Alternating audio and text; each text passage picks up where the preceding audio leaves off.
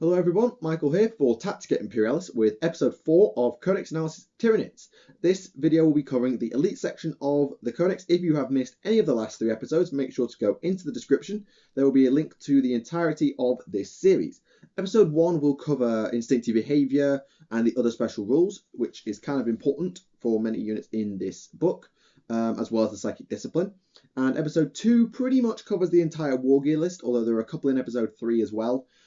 So it'd be worth watching those before you come back to this one. If you want to go, now's your chance.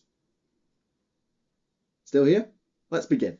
So the elite section is commonly maxed out in the Tyranid Codex for 2 reasons. The Zoanthrope and the Venomthrope. And possibly Lictors, depends on who you are. Most of the other units don't get a look in, even if they're actually kind of good in some ways. Anyway, let us begin. The Hive Guard. Weapon skill 4, ballistic skill 3, strength 5, toughness 6, 2 wounds, initiative 2, 2 attack, leadership 7, and a 4+ save. Infantry for 55 points each. You start with a unit of 1 and can have a maximum of 3, costing 165. They are very bulky, so take up 3 transport capacity, or equivalent when you are in a Tyrannocyte, if you so wish to run one, although that is not detailed in this codex. I will not be going through that in this series. They also have instinctive behavior hunt, which is kind of useful because at the worst they can do is they'll go to ground, although they don't really need to bother about the shooting stuff because of their weapon, basically. So their instinctive behavior isn't crippling, actually. I think it's not too bad for them. They are armed with an Impaler cannon, which is 24-inch range, strength 8, AP 4, assault 2, ignores cover, homing. Now, homing basically means it can be fired at targets out of the unit's line of sight, meaning if a unit is hiding round a corner, camping on an objective, and you can't get anything to them, no matter, the Hive Guard can shoot them. And they won't even get a cover save. With strength 8 AP 4, unless they're a Space Marine, they're in a lot of trouble. So Hive Guard are really good at objective camping, or being around objectives, because they can shoot at things trying to sneak up on them. And because of instinctive behavior hunt, they're not going to go running off anywhere. They're not going to run away or run for melee. The worst they'll do is they'll have to snap fire, but they're only BS3 to begin with. I suppose you could let it slide. As I said, you may include up to 2 additional Hive Guard for 55 points per model, and any model will replace its Impaler cannon with a shock cannon for 5 points. A shock cannon is 18-inch range, so you sacrifice some range for strength 5, AP 5, assault 1, blast haywire, meaning that if dreadnoughts are running at you or a transport vehicle is heading your way, no matter, I'm armed with haywire blast weapons.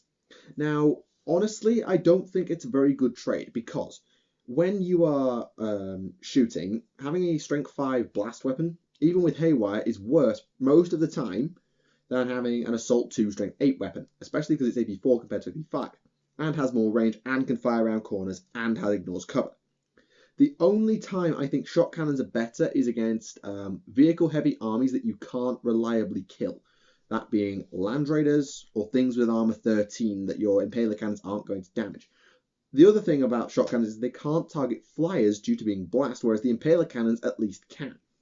So I don't like shock cannons all that much, but I think they're situationally good. The unit may take any of the following. Toxin sacks, 3 points a model. For melee weapons, no. I don't think that's a good upgrade. It does just apply to melee. Yeah, it does. And adrenal glands, 5 points a model. Fleet and Furious Charge. Fleet might be useful if you're objective running, but generally not.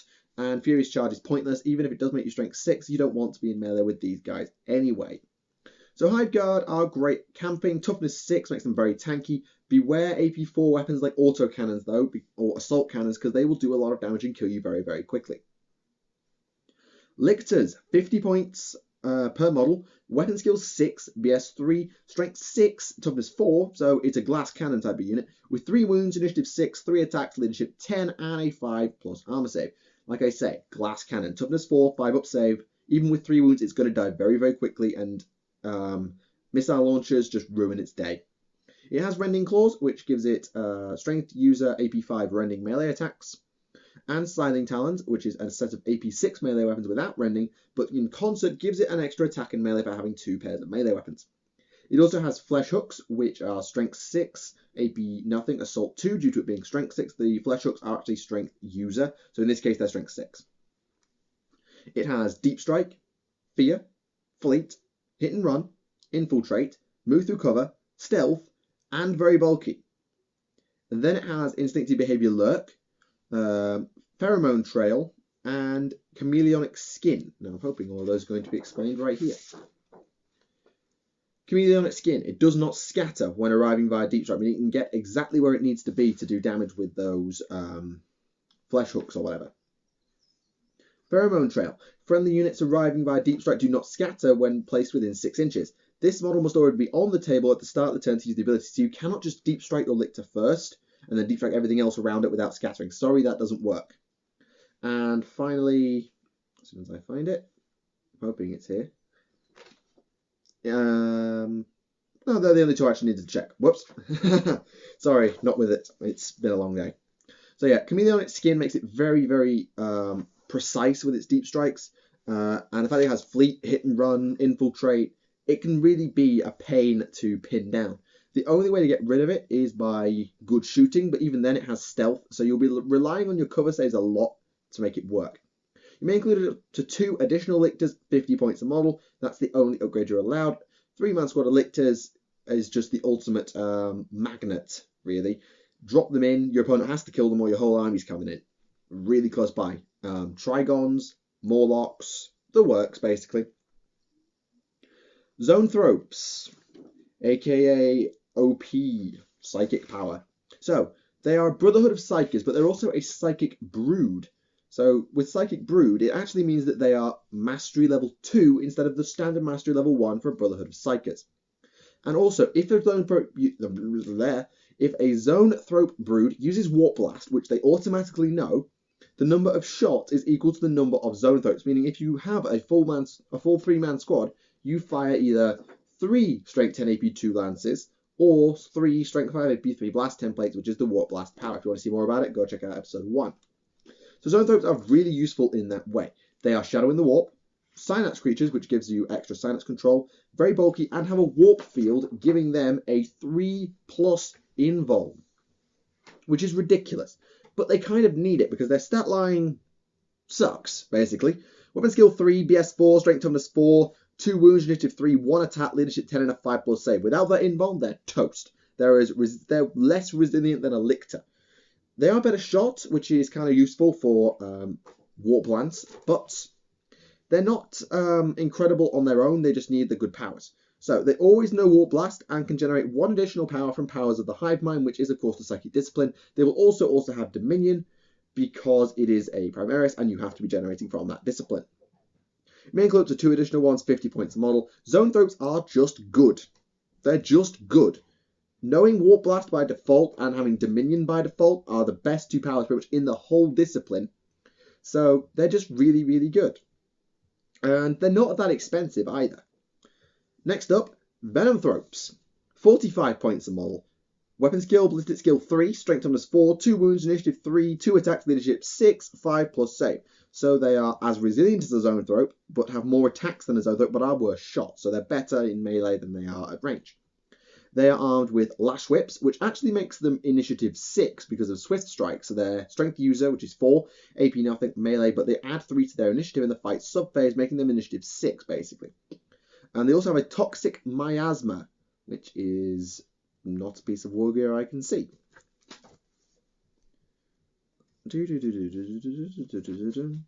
Oh, I expected it to be there, and it's not.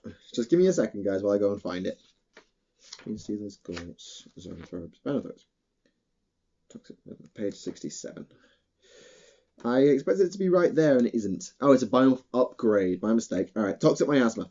Once per game in any assault phase, a unit with this biomorph can unleash its Toxic Miasma. It does so at initiative 1, so it's when you're initiative 1, you have to strike and then use it later, which is a risk. All enemy units engaged in the combat suffer a number of hits equal to the number of models from their unit in base contact with any model from the unit unleashing the miasma. These hits are strength 3 AP nothing with poisoned and ignores cover. So they always win on 4s, AP nothing, ignores cover. Which is kind of useful.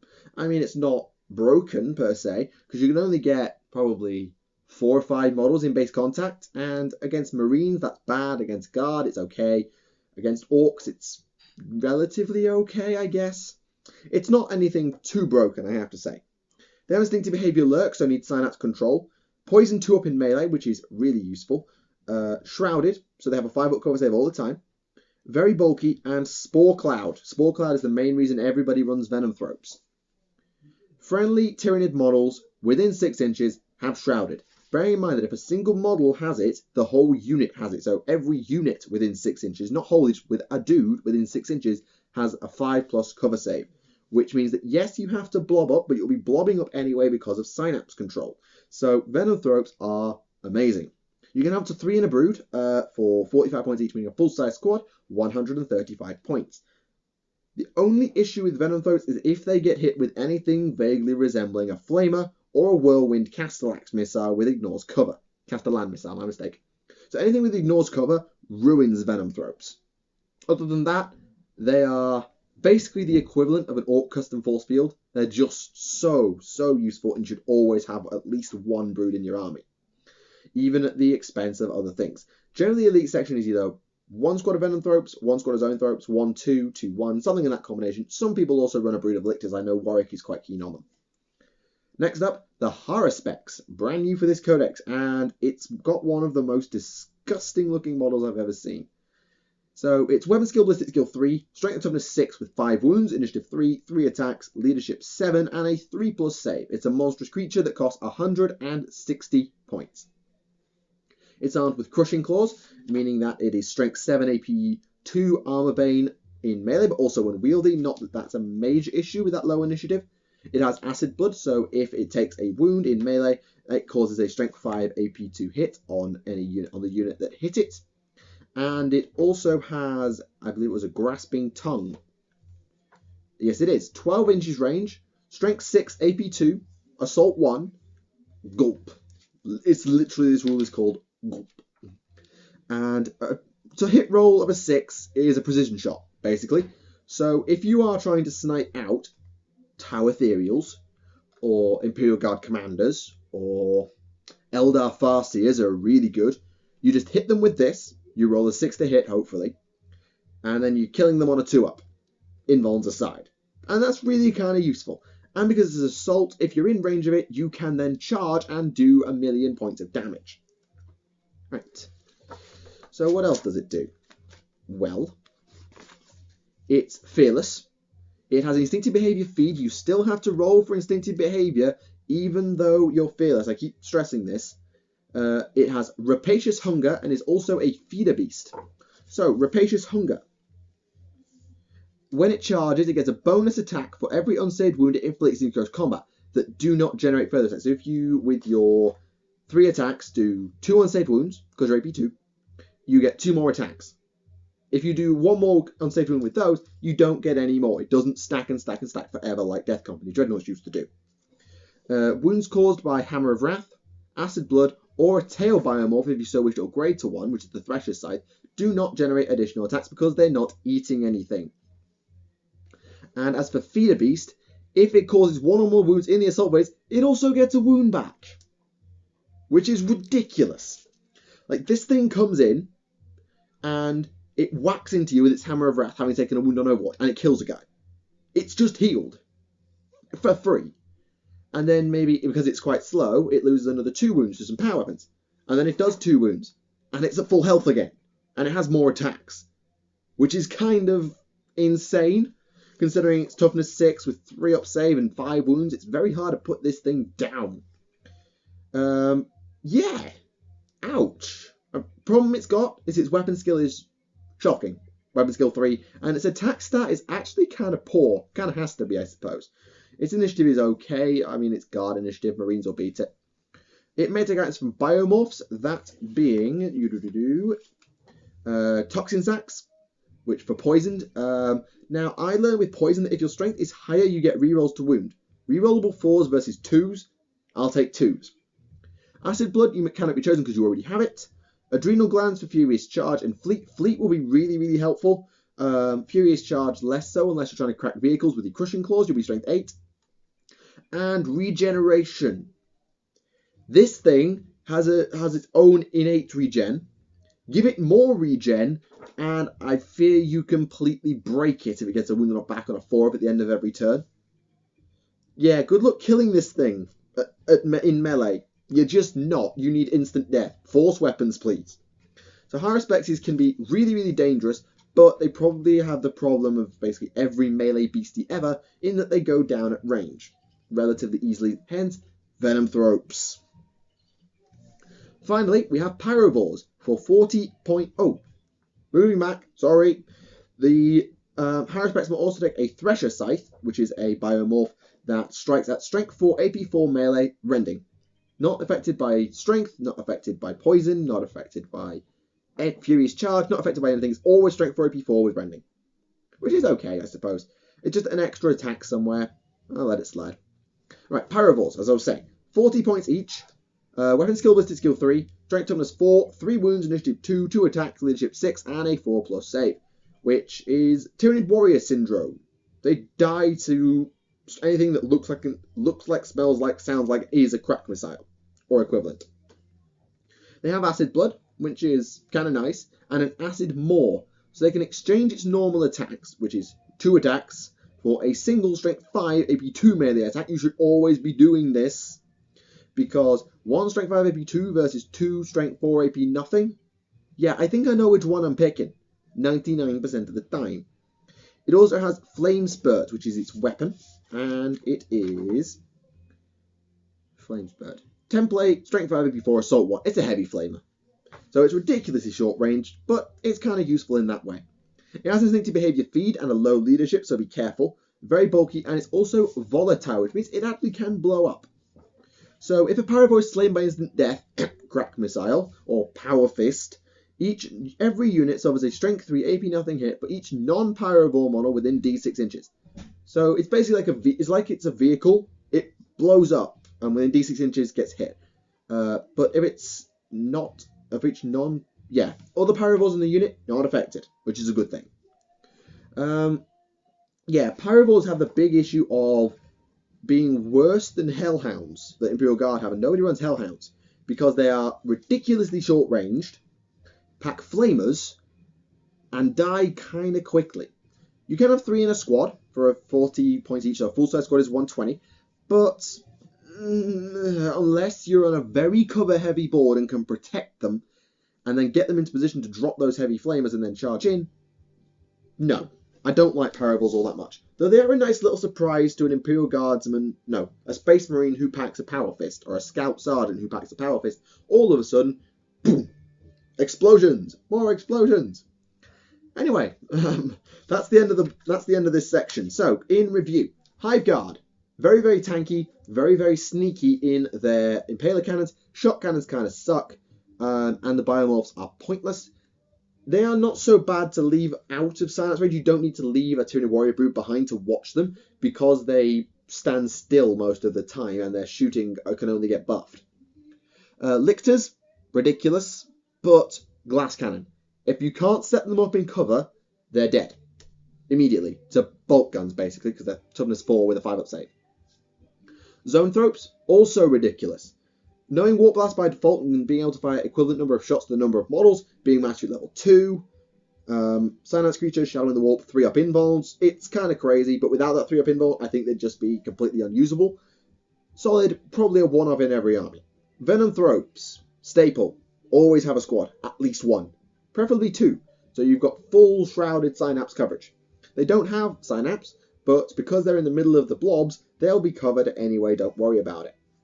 Haruspexes, if you can get them to melee, they are ridiculous. They're slow at killing hordes, so a 30-man squad of Orc boys will take forever to die because they can only generate a maximum of 6 attacks, plus acid blood, although it will just never die. So use it less as a kill everything machine, more as a stall out that beat stick machine, like Terminators, for example, that come in with power weapons. Unless they can kill it outright, it can eat 1 or 2 of them and then heal itself up again, which is kind of useful, so worth considering. If you can give it Feel No Pain with Catalyst, then all the better. Pyrovores, too short range to do anything reliable with, I think. Nice little one-time only, surprise, sucker, boom, That's it. They'll do it once, and they'll fail you the rest of the time, I think.